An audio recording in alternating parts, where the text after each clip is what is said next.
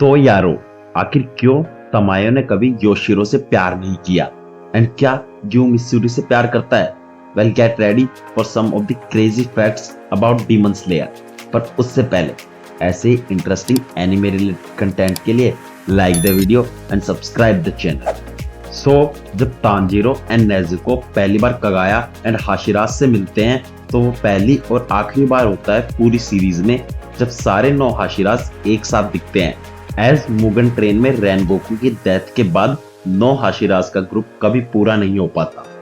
Rengoku की death से बहुत से लोग अफेक्ट हुए थे, जिसमें से एक मुइचिरो भी था।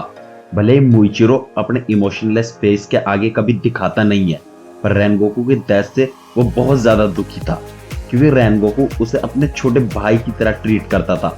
एंड जब भी वो दोनों कभी मिलते थे तो रेनगोकू उसे खाने के लिए अपना आधा लंच भी देता था। On the other hand, Rengoku के रियल भाई सेंजुरो ने रेनगोकू की डेथ के बाद कभी अपना बर्थडे सेलिब्रेट नहीं किया, क्योंकि हमेशा रेनगोकू ही उसका बर्थडे सेलिब्रेट किया करता था। एंड रेनगोकू के फादर शिंजुरो खुद को रेनगोकू के डेथ के लिए ब्लेम करते हैं। उनके अकॉर्डिंग उन्होंने रेनगोकू के ऊपर बहुत ज्यादा प्रेशर डाला एंड जब उसे उनकी सबसे ज्यादा जरूरत थी तब वो उसकी कोई मदद नहीं कर पाए। रेनगोकू की डेथ के बाद साने में मोइचिरो की बहुत केयर करने लगा एंड रेनगोकू की तरह वो उससे अपना आधा लंच भी शेयर करने लगा। तुम्हें शायद यह नहीं पता होगा कि अपनी हर एक बैटल के बाद सानेमी बहुत ज्यादा ड्रिंक करता था, बट जब उसे रियलाइज हुआ कि ड्रिंक करने के बाद वो बहुत सारी चीजें तोड़ देता है, उसे डर था कि कहीं वो अपने अब्यूजिव फादर की तरह ना बन जाए। सो उसने किसी तरह अपने इस बुरे एडिक्शन को ठीक किया। सारे हाशिराज अपने क्रोज को कुछ ना कुछ एक्सेसरीज पहनाते थे ताकि वो ज्यादा ब्यूटीफुल दिख सके, एज क्रोज को इतना सुंदर नहीं माना जाता। पर रेनगोकू एंड ग्यू ही इकलौते ऐसे हाशिराज हैं जो अपने क्रोज को कुछ नहीं पहनाते। उनके अकॉर्डिंग उनके क्रोज जैसे हैं वैसे ही अच्छे हैं। तुमने सबके क्रो देखे होंगे, बट क्या तुमने कभी इनोसुके का क्रो देखा है? वेल, शायद नहीं, क्योंकि उसको कभी कोई क्रो असाइन ही नहीं किया गया, एज उसने 3 बार अपने मैसेंजर क्रो को ही खाने की कोशिश की थी। बट बिना क्रो के आखिर इनोसुके को अपने सारे सोलो मिशंस पर मैसेज कैसे मिलता है? अकॉर्डिंग टू टेंगेन वो सबसे फ्लैशी हाशिरा है एंड वो गॉड ऑफ फ्लैशीनेस भी है। बट टेंगेन का मेकअप इतना हार्ड है कि वो खुद उसे कर ही नहीं पाता है, एंड शायद इसीलिए उसके पास 3 वाइफ्स है, एज उसकी वाइफ्स ही हमेशा उसका पूरा मेकअप करती हैं। क्या तुम्हें पता है, यू कभी कभी चाहता है कि मित्सुरी उसके बाल बना दे, पर उसे मित्सुरी से पूछने में डर लगता है, क्योंकि वो नहीं चाहता कि ओबेनाई उससे जेलस या दुखी हो। तुमने शायद ये नोटिस ना किया हो, बट आकाजा के अटैक्स में एक स्पेशल स्नोफ्लेक टाइप पैटर्न होता है, एंड यह पैटर्न रेफरेंस है उसकी वाइफ क्योकी का, टू बी एग्जैक्ट क्योकी के हेयर पिन के पैटर्न का। एंड इवन क्योकी के नाम का मतलब भी लिटिल स्नो होता है। इसका मतलब डीमन बनने के बाद भी आकाजा कभी अपने पास्ट को पूरी तरह भुला नहीं पाया। भले ही कगाए की इलनेस के कारण उसके लिए इवन मूव करना तक बहुत मुश्किल था, बट स्टिल वो हर रोज सभी डीमन स्लेयर्स की ग्रेव्स को विजिट करता था, एंड इवन उसे सभी डेड डीमन स्लेयर्स के नाम तक याद थे।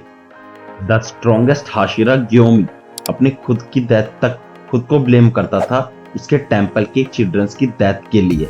ऑल्दो उस टाइम वो सिर्फ एक टीनेजर था, बट स्टिल उसके अकॉर्डिंग ये उसकी रिस्पॉन्सिबिलिटी थी कि वो उन बच्चों को प्रोटेक्ट करे, जिसमें वो फेल हो गया। वेल, तुमने शायद कभी ये नोटिस ना करा हो, बट ग्यू का डीमन स्लेयर मार्क एग्जैक्टली उसी जगह पर अवेकन हुआ था जहां पर साबितो ने उसे थप्पड़ मारा था। डीमन स्लेयर की एंडिंग के बाद योशिरो ही सिर्फ इकलौता ऐसा डीमन था जो सेंचुरीज तक जिंदा रहा था, एंड वो हमेशा सिर्फ तमायो की पेंटिंग्स बनाया करता था, क्योंकि वो नहीं चाहता था कि वो भूल जाए कि आखिर लेडी तमायो दिखती कैसी थी। पर इतना सब होने के बाद भी आखिर क्यों तमायो कभी योशिरो से प्यार नहीं कर पाई? वेल, ऐसा इसलिए है क्योंकि तमायो हमेशा अपने हस्बैंड एंड बच्चों से ही प्यार करती थी, भले वो सेंचुरीज पहले मर गए।